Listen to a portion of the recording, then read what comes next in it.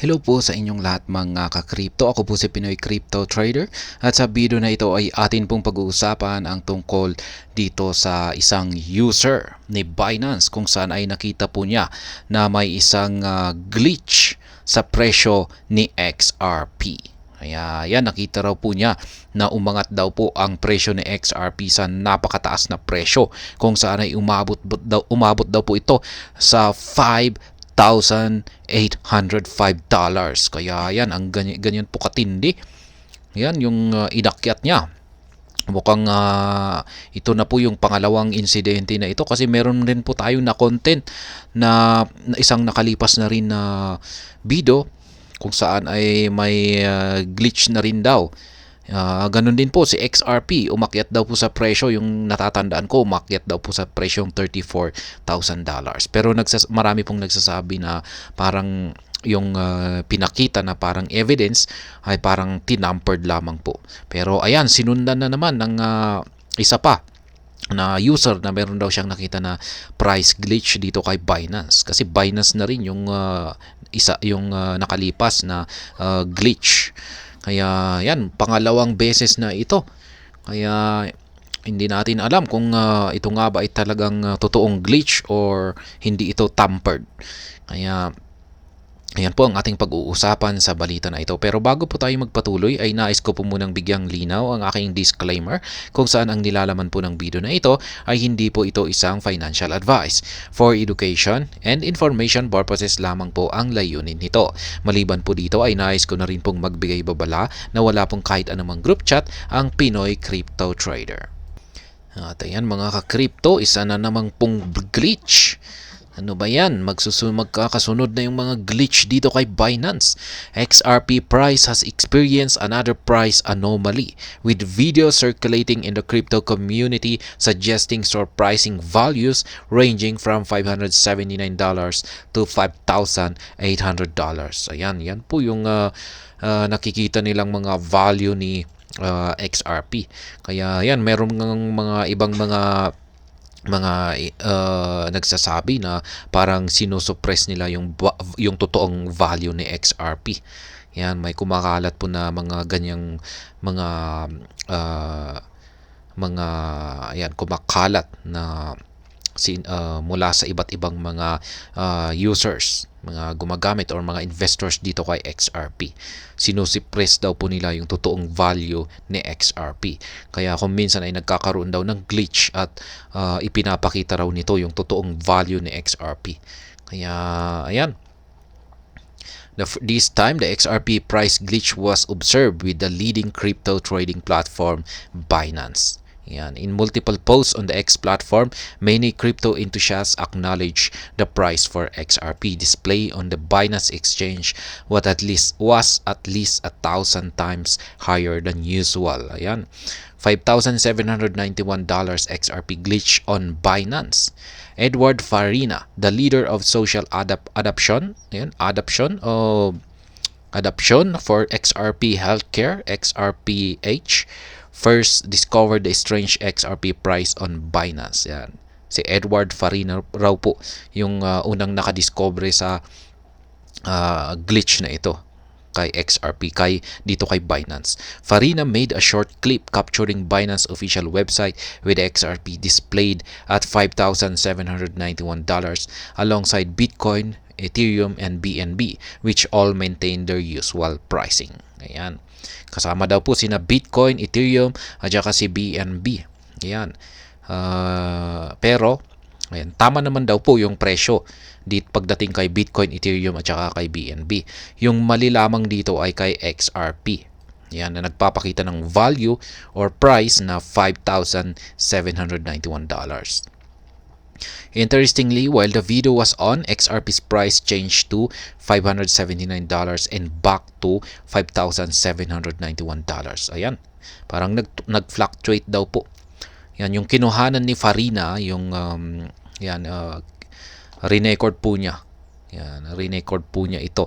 Nakita po sa kanyang recording na parang nag-fluctuate po yung price, yung presyo ni XRP.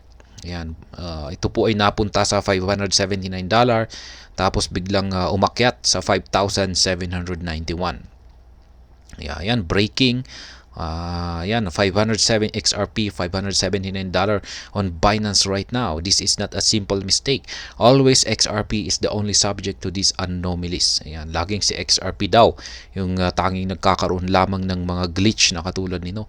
Kaya siguro pang na-tsempuhan natin ito, $579.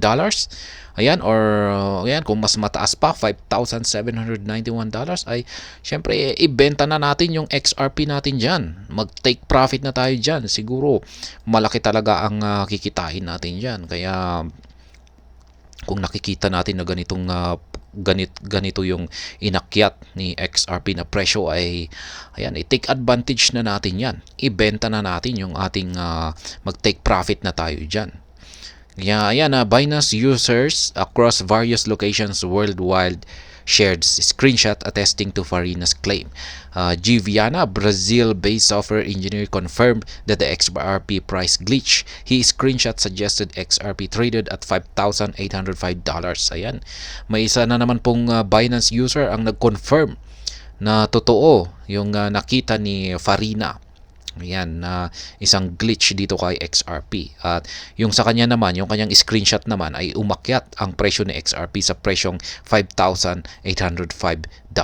Kaya ayan, nandito po siguro yung kanyang screenshot. Ayan. Tama naman po si Bitcoin. Yan, tama naman po yung kanyang presyo. Ganon din kay Ethereum at ganon din kay BNB. Yan, pero kay Ripple ay ito po yung mali. Ayan, $5,805. Yan, sobrang taas. Ayan, maganda pong magbenta kung pag ganyan yung presyo. Take profit na yan. All in na tayo dyan. Ayan, ibenta na natin lahat ng XRP token natin dyan kapag ganito yung inakyat ni XRP na presyo. Similarly, a crypto enthusiast using Binance from France posted a screen grab mirroring Viana's observed price of above $5,800. Ayan. Ito naman sa France. France naman na user ito. Ayan, yan na rin po, $5,804. Kaya, ayan, mga users sa iba't ibang bansa. Ay, yan, nakita po nila lahat. Kaya, mukhang malabo po na isa itong parang may ginawang editing or yung parang tinamper nila. Kaya, ayan, marami po talagang mga users ang nakapansin dito.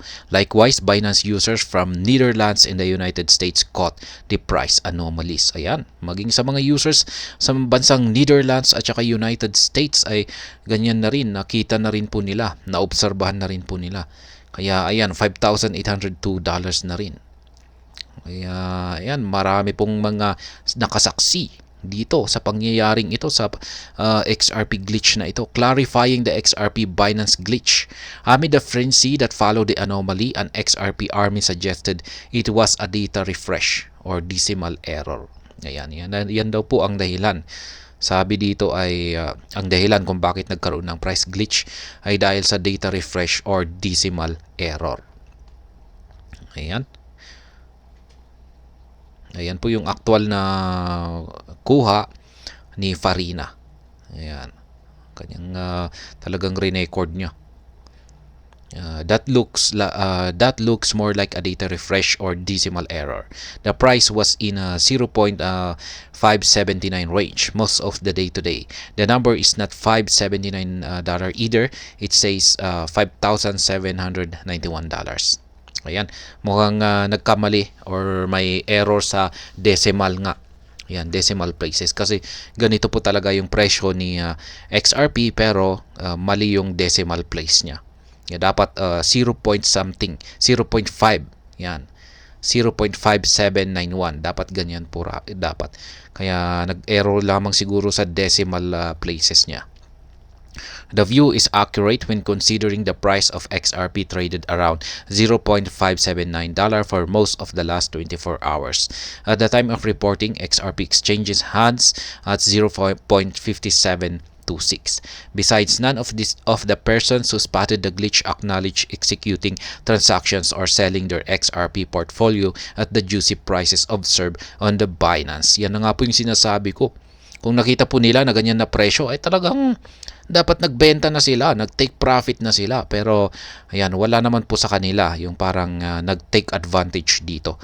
Moreover, XRP's 24-hour growth percentage on Binance failed to reflect the reality of the 5,800 glitch. Specifically, it remained around 3% despite oscillating between $579 and $5,800. Ayan. Notably, this kind of glitch has been observed multiple times this year. 4 days ago, the Crypto Basic disclosed a similar occurrence where XRP supposedly hit $34,603 on CoinMarketCap. Also in August, XRP soared over 7,000% on the Gemini exchange following the listing on the platform. Ayan. Yan yung sinasabi ko na hindi po ito yung kauna-unahan na nagkaroon ng price glitch dito kay XRP.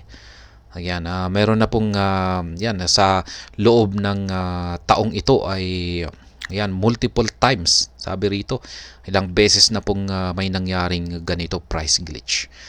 Pero ayan nga yung sinabi ko kanina, kung nakita mo na ganyan yung presyo, kataas yung XRP, ay syempre ibenta mo na kaagad yan. Take profit mo na yan. Ayan.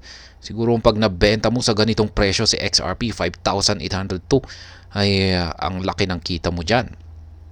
Kaya kung pag nakita natin na ganyan ay syempre take advantage na natin yan. Kasi parang opportunity na rin yan. Glitch. Yan, kumita tayo ng malaki dahil sa glitch. Pero kasalanan ng platform yan. Syempre dapat maayos yung inaayos nila yung kanilang platform. Kasi wala naman tayong kasalanan dyan kung ganyan yung nakikita natin. Malay natin na isang ayang glitch or error. Yan, baka sa tingin natin ay baka yan ay dulot ng biglang price surge. Ayan, or nagkaroon ng fluctuation. Kaya ayan, tinake advantage natin na mag-take profit. Pero yan, kung sa akin ay kung ganyan po yung nakita ko ay talagang iti-take advantage ko yan. Mapapabenta ako sa ganyang kataas na presyo. At ayan, hanggang dito na lamang po tayo sa video na ito. Sana po ay inyong nagustuhan ang aking paliwanag dito. Kung inyo po itong nagustuhan, pakiclick lamang po ang like button nito. Para naman po sa mga bago lamang dito, kayo po ay aking inaanyayahan para mag-subscribe. Pakiclick na rin po ang bell icon nito dahil ito po ang siyang magsisilbing notification nito sa mga bago kong videos na akin pong ina-upload sa aking YouTube channel na ito. Marami pong salamat sa panonood. Ingat po tayo lagi at God bless po sa ating lahat.